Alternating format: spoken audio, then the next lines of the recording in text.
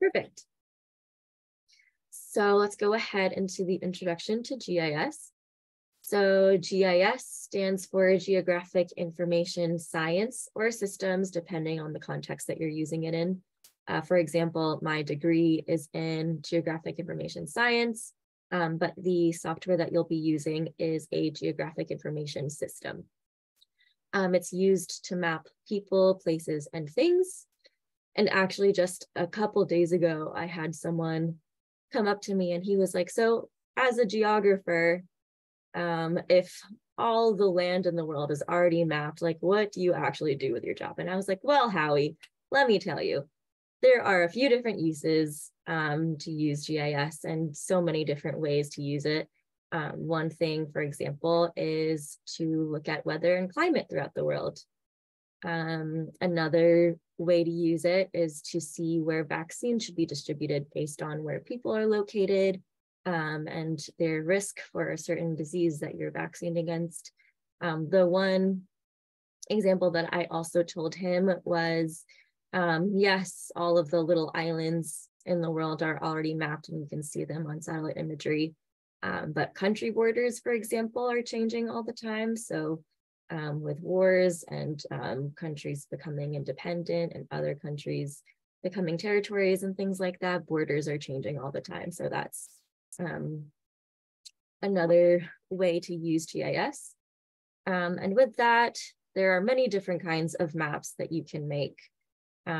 It's like peeling an orange and laying it flat. So you're taking this globe of Earth and you're putting it on a 2D surface. And there are so many different ways to do that. Here are some examples. The one that everyone is probably most used to is the one on the top left, which is the Mercator projection. So that centers the Earth with Africa in the middle and the Atlantic Ocean in the middle.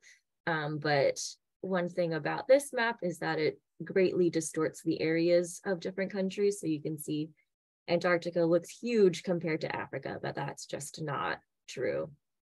So there are a lot of different ways that people can sort of decide what they want preserved in a map versus what can be distorted. And a fun example of this, and this is one of my favorite maps, is the Spielhaus World Ocean Map. So this centers the map on the oceans, and you can see Africa is sort of this floating blob, and all of the continents are sort of on the outskirts of the map. So it's really important to know that there are different ways of creating maps, and there are different ways to look at a map while you are doing your research and you're visualizing the data that you have. So there are two different types of data that you can put on a map. One is a raster data set. So that is a gridded surface. As you can see in the image on the top right, it's a grid, and every cell within that grid corresponds to a number. And that number can mean anything. So it can mean this place is a grassy area, and then the fours, it's a little bit blurry, in the bottom right corner mean oceans. But it can also be used for variables that are numbers. For example, temperature. You can have a gridded surface that shows, you know, in this area of the world, the average temperature is this thing. And the grid cell next to it is a different average temperature. So that's one way to use raster data. Another type of data that you can put on a map is called a vector data. And these are made up of points, lines, and polygons. So points are coordinates on a map. They can correspond to things like school locations or hospitals, or this is where my house is.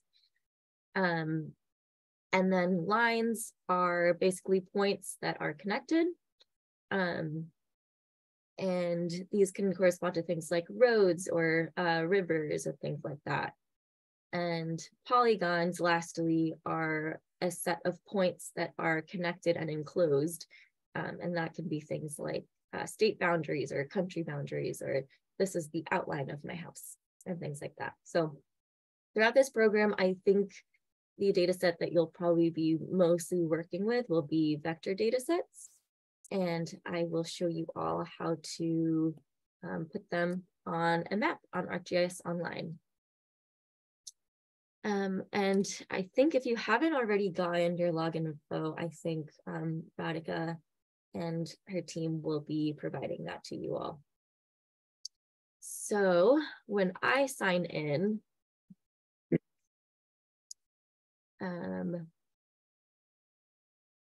this is my home screen. I think it'll probably look a little bit different for you guys.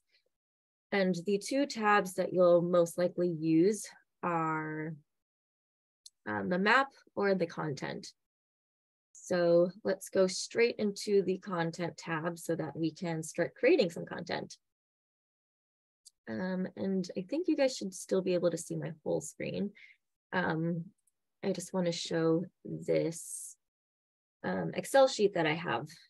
So the data that you'll have will probably look something similar to this, where it has sort of a country or a place name, and then the data values that you're working with. I'll encourage you to find data sets that have coordinates, and I'll tell you why in a little bit. But if you have something like country names or state names, that's perfectly fine too. We'll just have to be a little bit careful when we create the feature layers.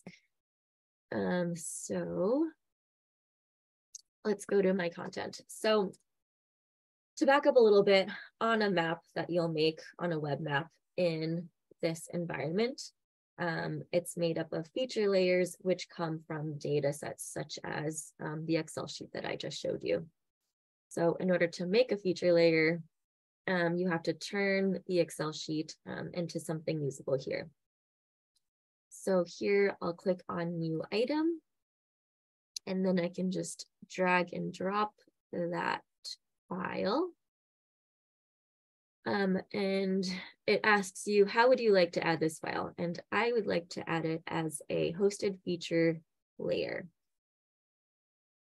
It's really nice because this interface really walks you through everything and really asks you all of these different questions so that you can decide which is the best way of adding your data to the map. So then it'll look through your Excel sheet and see these are all the columns that you have, and these are the types of data that are in it. And it'll do that automatically, so you can look through if you want, but I will just click on next. And so this is the tricky part. If it is a data set that has country names, it will use this thing called a geolocator, which consumes credits. So you want to be absolutely sure that this is the data set you want to use.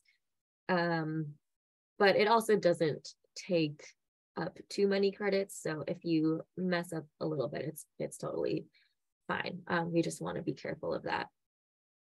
So this will turn the Excel sheet that I have into a point location data set.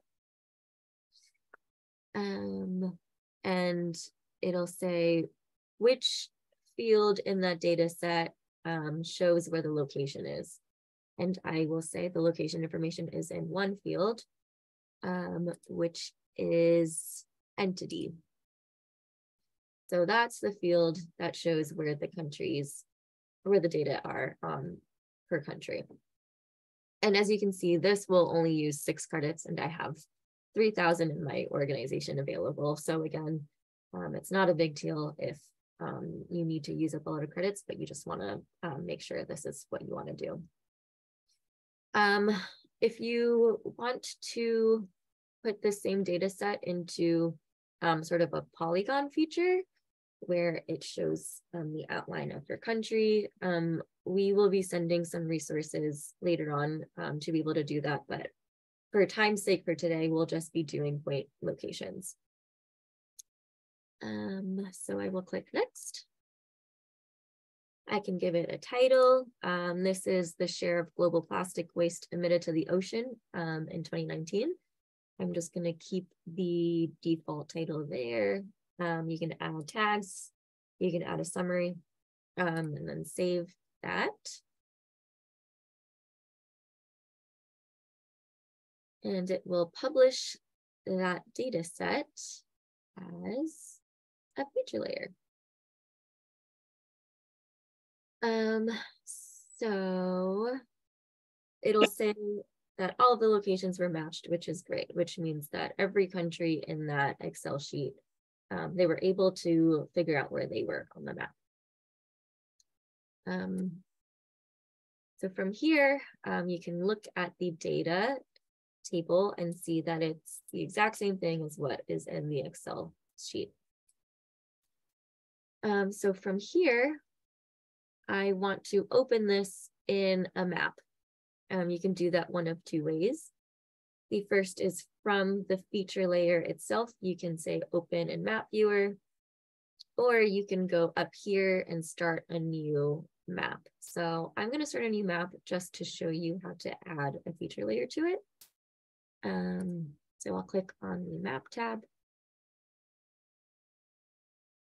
And it looks like we have some things in the chat. So in the next 10 minutes, when I'm done presenting, we'll have a little bit of time for a Q&A. So here's a blank map that I've opened. Here again, it's very helpful. It really walks you through everything. It says add layers to your map and they will appear here. So I will click the add button, and in my content, the feature layer that I just made is the first thing that shows up. So that's great. So I can add that. And you can see there's a point for every place on the map that was in the Excel spreadsheet.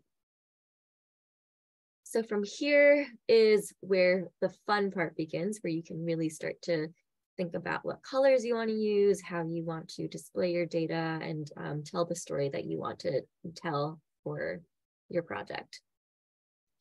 The first thing that I will encourage you to do is change the base map. So that is all of the things that are behind your data set.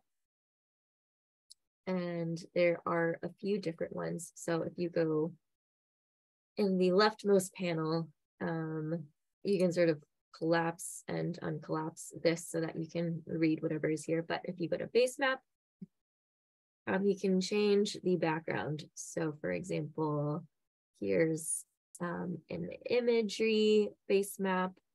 Here's a lighter base map. And there are other imagery ones, a National Geographic style map. So you can sort of play around with all of these and see which one is the best one. So for now, I think I will just do the dark gray canvas because I've been into dark mode things lately. So from there, we can start to symbolize all of the points on the map. So one thing that's very important is that if your layer is not selected in the layers tab, you won't be able to work with it. So for example, I can see that it's selected because it has this blue stripe. If I click it, it's not selected anymore and I can't do any of these fun things that I want to do with it. So I want to make sure that it's selected. And here are the different things that you can stylize. So the first thing I want to do is display these points in a more fun way that's just not these red dots. And this is what ArcGIS Online calls smart mapping, where if you go into style options, it has all of these different ready-made symbols and things like that for you to use. So to show you again, I will first choose an attribute. Sorry, to back up a little bit. I'll first choose an attribute. So this will be the field in your spreadsheet that has the data that you want to map. So that will be share of global plastics emitted to the ocean. I'll add that as the attribute I want to map. So here's an example of ArcGIS Online Smart Mapping where it already automatically showed me a way that I could display these data points on the map. So one option that they're showing is by the size of the point. So the larger the share of global plastics emitted to the ocean, the larger the point, and the smaller is the smaller share is the smaller the point. But you can also display this by color. And here's where you can sort of play around with the sizing of things and color of things too. Once you decide what kind of, which way you want to display the data, so either by size or by color, you'll go into your style options. And you can pick a theme. So this is just how the data is distributed. So I know that my data set goes from 0 to about 4. So I know that it's a high to low data set. So I'm just going to keep that default. And then from here, I can look at all of the different styles that ArcGIS already has. The color that I want to use, I think this is a pretty good color scheme since it's plastic waste and ocean themed, so I'll just keep that. But the points are pretty small, so I want to adjust the size of them. Let's see, 15. I think that looks a little better. And you can also play with things like transparency, the outline. One thing that I like to do if there's a lot of points on a map is to make them a little bit transparent. So I'm just going to do 20% transparency. And that way, if there are overlapping points and things like that, I can still see where there's a big overlap or not. And I'm just going to take the outline away. This needs.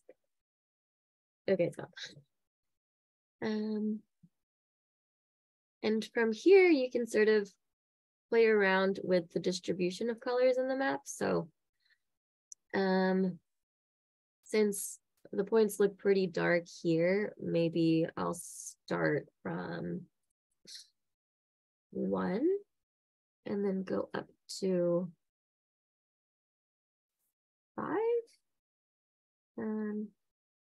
Or actually, I'll do the opposite.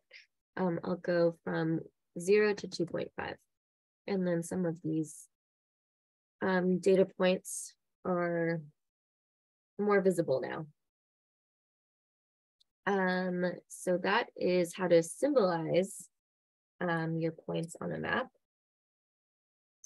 The other thing that you'll likely be doing is changing the pop-ups. So this is an interactive map. So if you click on any one of these points, a pop-up will show up, which is helpful. So you can see like, why is this country a bigger emitter or not? Or what country is this and what is their share of global plastics? So the default is just this plain-ish table with a title, but you can, what I like to do is I like to delete the table and just start from scratch. So in the pop-ups tab here, I will delete this fields list and I'll keep the title, but I'll add some content. So if you have things like images, you can put that in your pop-ups. If you have a lot of data in your data set, you can put a chart in your pop-up. There's a lot of different things you can do, but since this data set is pretty simple, I'm just going to do a text box. And if you want each specific point to correspond to a specific data point, so I will add these curly brackets. Let me just do an example. And I want the field entity to show. So this again is where in the data set the country name is. So if I put that column name in these brackets and I click OK, then you can see that that will show for every point. So here's Brazil, and that pop-up has Brazil there because I put the column name in the brackets. So I'll say Brazil's share of global plastic waste in 2019 was, and then in brackets again, the value of that. I'll press OK so that I can see how this was formatted. And one thing that I also really like to do is putting important things in bold. So I want to make sure that people really see the country name and then the share.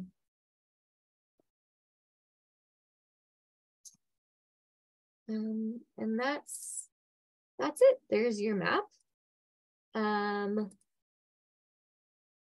I think there will be another session on how to turn this into a web app or dashboard. But if not, then I will send over some resources for that. So I think we have 5 or 6 minutes for some Q&A. I know that was a lot of information, but I'm happy to answer any questions that anyone has.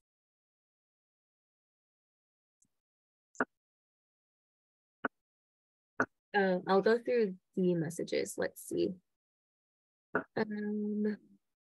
Now, as you're going through the questions, just a question to all the eco ambassadors on the call, just out of curiosity, how many of you have worked with this kind of mapping before? You can unmute yourself or you can just type in the chat. We're very interested to know if you have any background experience, and if not, if this is something really new for you. We have Robert worked on an R, but this is all new. Worked with Flourish. Some of these things I haven't heard, so that's great. you guys are all ahead. That's great. I mean, I'm also kind of curious to know now that Anela has shared, what is possible in terms of mapping. Is this also giving you all some sense of how this might link to, an SDG of your choice? Even if I know many of you haven't fully narrowed down to the very specific topic of how you want your project to be, but many of you have, submitted the survey on which SDG you want to focus on. So I think seeing these things, seeing these tools and going through the Tuesday theme sessions, we're really hoping that it'll get you to think about, oh, okay, like now I can use this and apply it to my project. So also curious to see if some of these sessions are giving you some ideas. Working with interactive maps, that's great. So yeah, I'll hand it over to Anela since there are some questions coming up. Robert, go ahead. Yeah, I'm kind of interested in, I guess, human, like refugees, like mapping refugees and maybe a human migration. Is there like a specific data set that I should be looking for in Arc-Gis? Oh yeah, that is something that I actually wanted to show if I had time. And since you asked, let me share my screen again and show you how to actually look for data in this platform. So there are a couple ways that I would suggest. The first is to as a little bit of a plug, you can look into sdgstoday.org, which is what Marianne presented on last week, and we have a bunch of different data sets. We have worked with the Missing Migrants Project, which might be interesting for your refugee work. And you can look at their research and the people that they work with to see if there are any refugee specific data sets that you can use from there. But if you want to look at Esri's layers, you can go through and look at the Living Atlas. So if you go into layers and you go into add,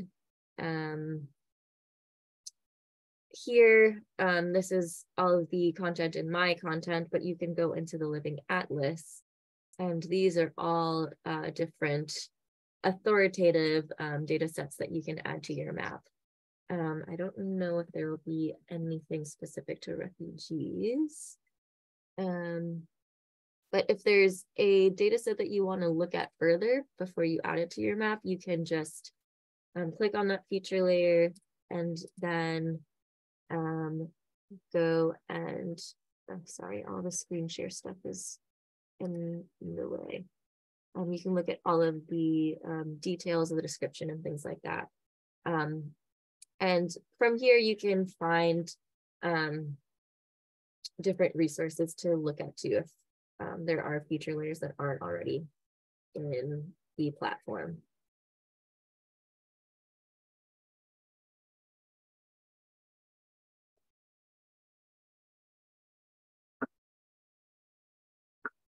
Yes, so the question in the chat is, are we able to import our own data or data from external sites? Yes, so in the beginning, I showed how to turn an Excel spreadsheet into a feature layer and put that on the map.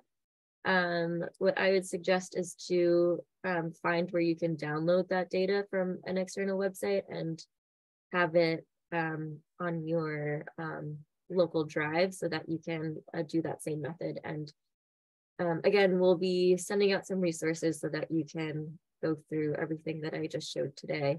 And will also be available in office hours at the end of July or beginning of August, I think. So if you need any other help, Miriam and I will be there to help you.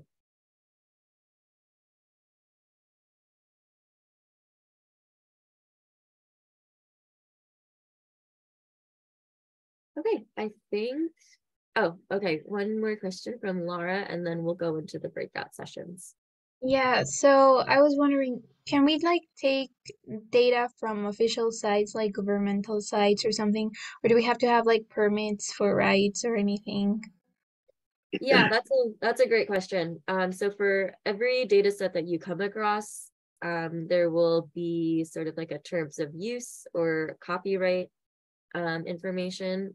So I would look through that. I think that if the data set is downloadable, it probably is open and you can use it, but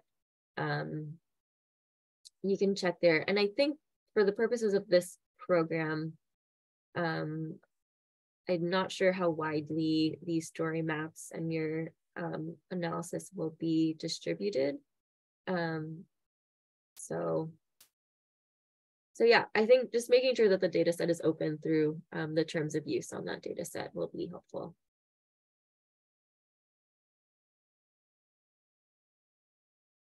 Okay, and I will hand it over to Tim to lead the breakout sessions. Yeah, all right. So hello, everyone. I think this is the first time that I've actually led anything or spoken. So hello properly. I just wanted to give a quick overview on the Esri licenses in case you guys missed it in the chat.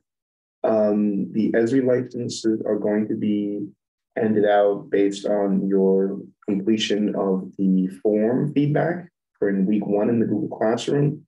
We are waiting on some responses for that. So if you haven't in the chat, definitely scroll up and respond to that form so we can see what people are interested in and where we should give the licenses to. Because if you are interested in similar issues, then you will get one Esri license to share for your group. So it's important that you respond to the form so that you know exactly where we know exactly where we might land you. All right.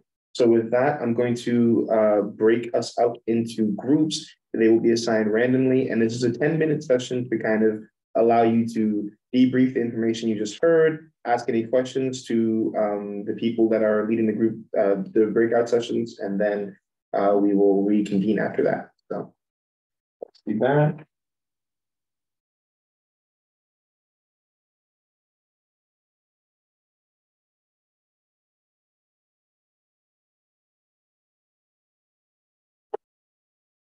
You should have received the join, and then I would encourage everyone else to join your group.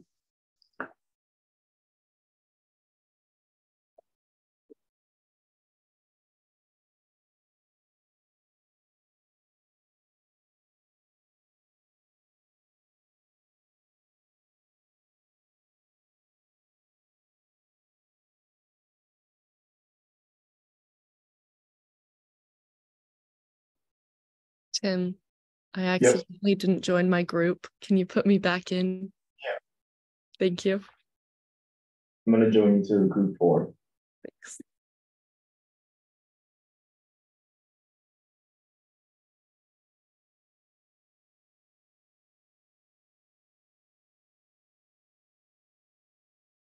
Thanks.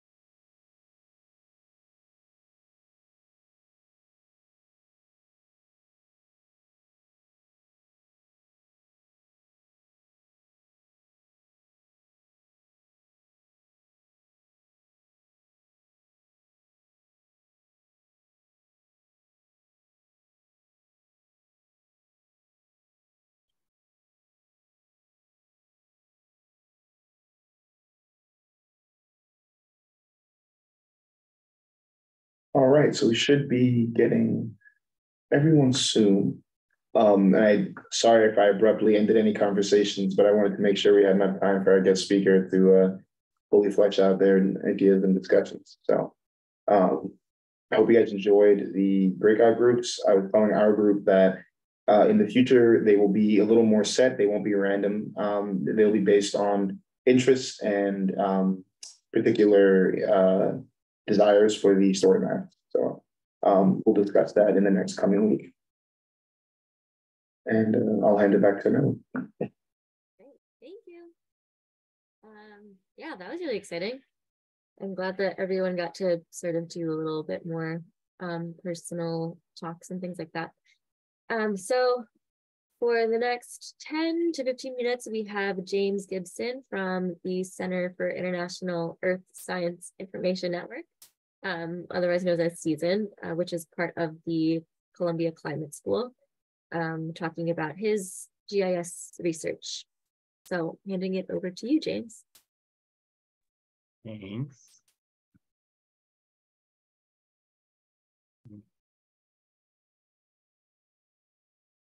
Oh, sorry, not that. Okay, can you see the screen? Yep. Okay, Yep. great. Yeah, thanks for that introduction. Hi, everybody. Honored to be a guest speaker. My name is James Gibson. I'm a researcher at CEASN, which is Center for International Earth Science Information Network. It's a part of Columbia University, and I work in the Geospatial Application Division, where I do a lot of work on using global open data to compute SDG indicators. And we work very closely with SDGs today and Anela. So just wanted to give you like an overview of what I do and talk about and try to like integrate some of the stuff that Anela was just talking about regarding story maps and GIS. So I'm guessing that you guys are pretty familiar with the SDGs at this point, but just to recap, what are they? They're 17 different goals that the UN established to try to shape a better future for our planet. And what I'm not sure if you guys are, I mean, you guys have definitely talked about indicators, but I'm not sure if you guys know how much you guys have talked about it, but there's over 200 indicators that the UN has established to try to measure progress towards each of these 17 different goals. And at CEASN, what we're trying to do is we're trying to use open data. So just wanted to take a moment to talk about open data. Open data is really important. It's data that's accessible, anyone can access. It's transparent data, and there's a growing movement in the data science community to start using open data in all different kinds of projects. Open data is really important because for the SDGs, because it will allow us to facilitate cross-country comparisons. By making that data accessible, everyone, any country should be able to access the data and run and compute an indicator using the methodologies that like we've prepared and compare with other countries. So it also kind of gives that power back to those countries to try it so that be like, hey, you know, we developed this methodology and you can do it too. Another really important thing is that open data addresses gaps and disparities in data. So this is a huge thing, especially because of COVID. A lot of different statistical offices in countries, they haven't been able to report as much or produce as much data as they normally would. And this has been highlighted in several different UN reports, and open data is one way that we can bridge those gaps. So for example, like, I don't know if you guys are familiar with remote sensing data. Remote sensing data is data produced by satellites. And so you have satellite imagery of the entire world, and you might be able to use that data to kind of bridge some of these gaps where, I don't know, like one country is like really good at like reporting, having an inventory of like forests, but another country doesn't have that data. But then you can use satellite imagery of land cover and make an estimate of how much forest that country has, something like that. And another really great thing about open data is that it evolves over time. So it allows for that tracking and that monitoring of the indicators and how they change in each country over time. So at CEASN, I've been able to develop 4 different methodologies for computing 4 different of the SDG indicators using open data. And so I just wanted to take you through those different methodologies and the work I've been doing. So the first indicator is SDG indicator 7.1.1, which is access to electricity. And SDG 7, Sustainable Goal 7, is to ensure access to affordable, reliable, sustainable, and modern energy for all. And in 2019, it was estimated that 759 billion people around the world lacked access to the electricity, still lack access to electricity, which is kind of staggering if you think about it.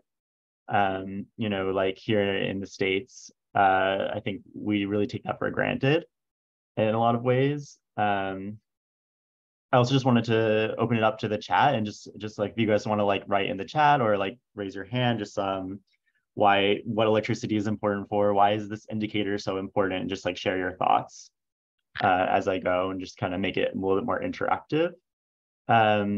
So indicator 7.1.1 is really important for measuring access to electricity. In this case, we're measuring where there's lack of access to electricity. A lot of countries are really good at reporting this indicator. It's what's referred to as a tier 1 indicator. There's 3 tiers for the indicators. Tier 1 is something that's very easy to produce. There's a very established methodology.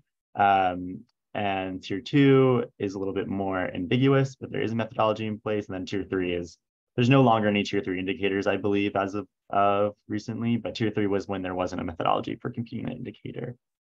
And a lot of countries are really great at reporting access to electricity, but not every country has the same level of detail. So we proposed using nighttime lights satellite imagery, which comes from this instrument on one of NASA's satellites called VEERS, to kind of bridge that gap. So we start with the nighttime lights data, and then this is also in GIS, which Nella was talking about. It's a really important software that we use at Season. So we start with the nighttime lights data. We create a binary raster. So is there lights? Is there not lights? Just really simplifying the data set, 0 or 1 kind of situation. And then we overlap this with population data, gridded population data. And from that, we're able to estimate access to electricity on the subnational scale. So in this case, we're seeing the results for Vietnam, but we've computed this globally and at both the national and subnational levels. The next 3 indicators, they all use OpenStreetMap. Yeah, and this, sorry, I just wanted to look at the chat because I do want to make it a little bit interactive. But yeah, like especially throughout COVID, it's like access to electricity is definitely something that's like been taken. I think like in some cases there actually was a step backwards because of COVID for gaining access to electricity. Yeah, so any thoughts you guys have, just share them in the chat. I'd love to hear them. The next 3 indicators, they all rely heavily on this resource called OpenStreetMap, which I don't know if you guys are familiar with. It's really cool. It's a crowdsourced geospatial data set, basically. And I just wanted to show you an example. So if you go to openstreetmap.org, you can just look around and you can just do a simple query. And it's people all around the world digitizing features throughout the world, which is like just so cool to me, that it's like everyone from all around the world coming together to create a data set that is just so valuable.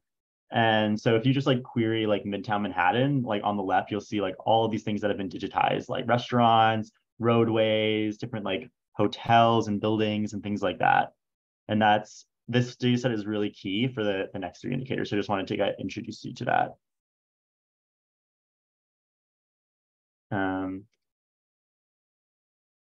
Okay, SDG indicator 9.1.1. So SDG 9 is all about building resilient infrastructure, promoting inclusive and sustainable industrialization, and fostering innovation. SDG indicator 9.1 measures the proportion of the rural population who live within 2 kilometers of an all-season road. And it's often referred to as the Rural Access Index. Now, I want you guys to tell me in the chat, why is access to roads so important? And why is it important that they're all-season roads? And why is it really important, especially for rural communities? Why is access to these roads so important? Why is this indicator so important? I'll just give you guys a second.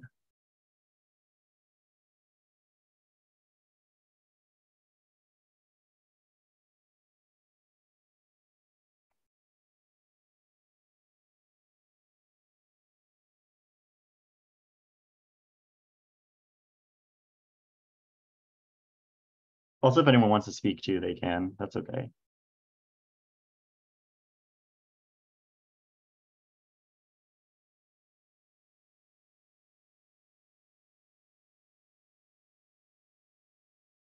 Yeah, that's a great answer. Healthcare access to like all these different resources that are super important, access to markets, access to like economic centers, things like that. Makes it like access to schools is a great answer. Yeah, it's super important. So for this indicator, it's a little bit more complicated. So we start with this data set produced by the European Commission called GHS MOD. And GHS MOD, it breaks, yeah, these are all great answers. Sorry, I'm just reading through the chat. These are all great answers. And emergencies, sure, like especially with like climate change and like disaster risk management and things like that, super important. But yeah, so it starts off with GHS mod, which is this really cool layer that breaks the world into urban and rural areas. And then from that, we just extract the rural zones only, because for this indicator, we're only really caring about rural population. And then again, we're going to combine this with grid population data. And the really key data is the data from OSM that resource I just showed you, roads data from OSM that's been filtered for what we would consider all season roads.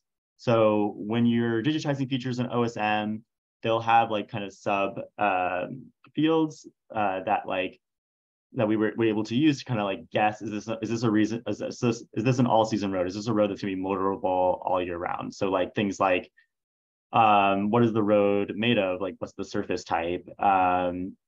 And they like there's like an access tag and things like that that are really helpful in us like filtering that huge OSM roads database into just what are all season roads.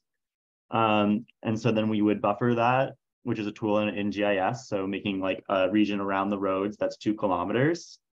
And using that, we're able to extract the population in these rural areas that are in that buffer that have access to an all-season road and compute SDG 9.1.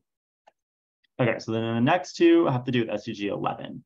SDG 11 is the focus is cities, making cities and human settlements inclusive, safe, resilient, and sustainable. SDG indicator 11.2.1 is specifically the proportion of population that has convenient access to public transport by sex, age, and persons with disabilities. So it's New York City. We are super, for whoever's in New York, I guess, or whatever major city, public transit is like really valuable. But it's predicted by the UN that only about half the world's urban population has convenient access to public transport. So there's just a lot of room for improvement. And in this indicator, they define convenient access as either 0.5 kilometers to a low capacity public transport point or 1 kilometer to a high capacity public transport point. So a low capacity public transport point might be like a bus, and then a high capacity public transport point would be like rail, like a train. So again, similar to a lot of the answers you gave about why like roads are so important, they kind of oh, sorry. I'll wrap up as fast as I can. So a lot of the reasons that roads are important are the same reasons that public transport is important. So again, we're using OSM data, some urban data, and created population data to calculate public transit. Then for indicator 11.1, this one is focused on access to open public space. And so like parks and different green spaces and roads in urban areas. So again, we're using OSM data to do this, filtering for parks and different green spaces, overlapping that with population data and calculating the indicator. So in all of the methodology, the overall methodology for all these indicators is very similar. And we're working with SDGs today. We created some story maps. So just wanted to show you one. Can you see it? You can see it, right? Yep. Yeah, so this is SDG indicator 7.1.1, measuring access to electricity around the world. Just providing some introduction about why the indicator is important. and kind of takes you through the methodology with pictures. And then at the end, it has both the national and subnational results in an interactive map. So you can toggle on and off national or subnational and take a look at the different countries. Yeah, and then a wrap up. So there's 4 different story maps that we've produced, and they all kind of have this like similar format. So I was just gonna grab the links so you guys can, and put them in the chat so you guys can take a look at them. And then, yeah, like any questions you guys have, please let me know. Here's some other resources too, my contact information, things like that. Okay. Great, thank you, James. Yeah, of course. I loved making that interactive too. I tried. I think it's we'll important to definitely think about like why we're doing this, and like yeah, definitely. And we'll definitely send those links around too. So we have 3 minutes until the end of the session. If anyone has any questions for James.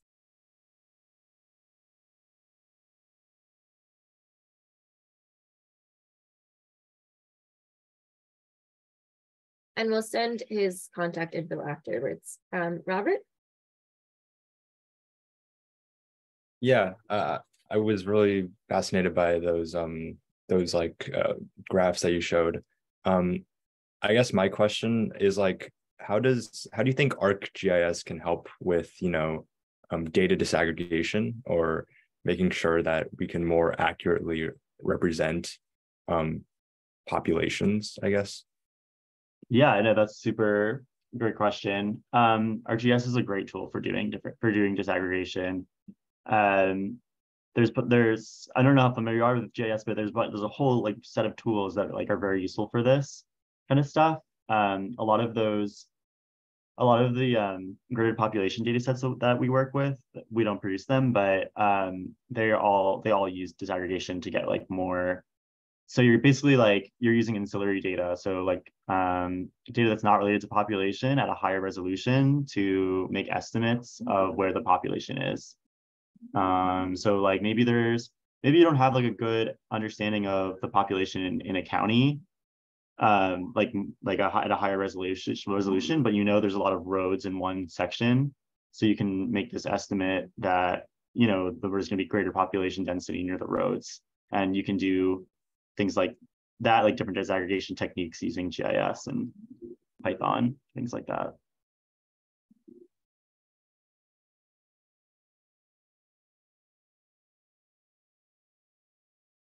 I think so, since you'll be having an ArcGIS Online license, I'm not sure if that comes with ArcGIS Pro at all, but even if it doesn't, in the map viewer, they have just added some analysis tools, so you can play around with the analysis tools there.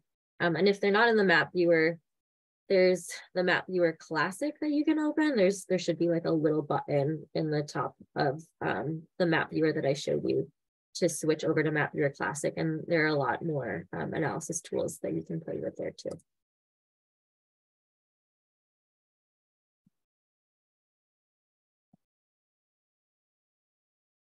Okay, great. So for this week, I think it would be great if everyone could start exploring some data sets and finding ones that might suit the story map and the analysis or story that you want to be telling.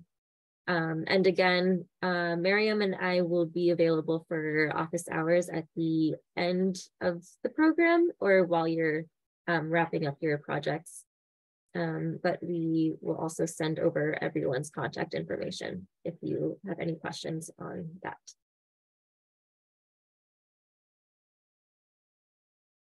Thanks so much. Great. Thanks, everyone. Thanks. Bye. Yeah.